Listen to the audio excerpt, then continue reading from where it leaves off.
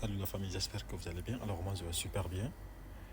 Alino Fasso, un activiste humanitaire burkinabé, a été retrouvé dans sa cellule de détention et selon les motifs avancés, c'est que c'est un monsieur qui euh, aurait donc mis fin à sa vie. Alors la question que l'on se pose est de savoir est-ce que euh, un présumé peut être détenu dans une école de la gendarmerie ivoirienne.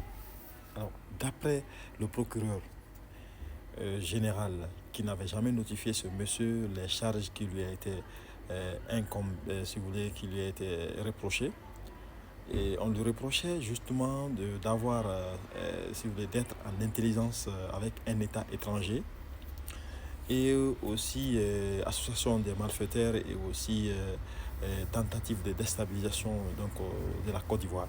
Ça, ce sont entre autres des charges que le procureur, après avoir constaté la mort de cet activiste humanitaire burkinabé, donc, va donc déclarer devant toutes les caméras du monde entier. Ceci est une énième provocation donc, de l'État, ou si vous voulez, du régime de Ouattara.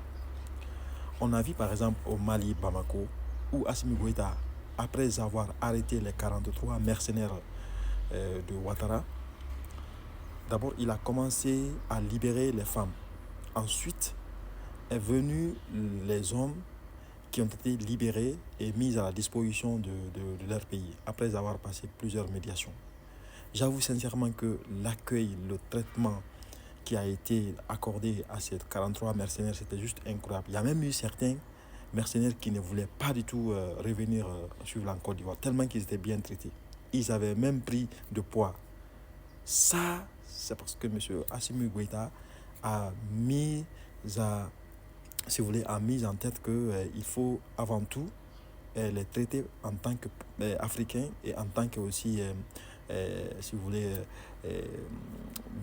le peuple ivoirien.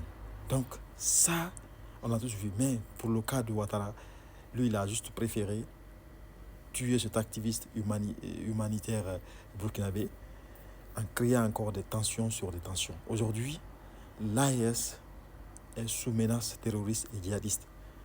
Et cette autre crise encore, cette autre tension encore, vient encore d'envenimer encore une autre crise. Alors, ce que je m'en vais quand même dire aux autorités de l'AES, c'est de faire beaucoup attention parce que les forces de l'OTAN sont postées en Côte d'Ivoire depuis un certain moment. Et ils attendent juste une petite occasion pour remettre encore, si vous voulez, tous les efforts qui ont été fournis pour justement la consolidation et sur la confédération de l'AES. Donc, n'essayez pas de tomber dans ce piège.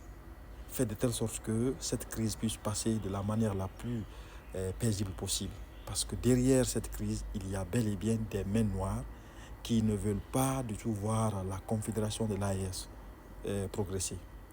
Donc, partagez cette vidéo jusqu'à ce que les autorités de l'AES voient ça et qu'ils comprennent que derrière l'assassinat, bien sûr, de Alino Fasso, il y a bel et bien tentative de déstabilisation de tous les pays de l'AES.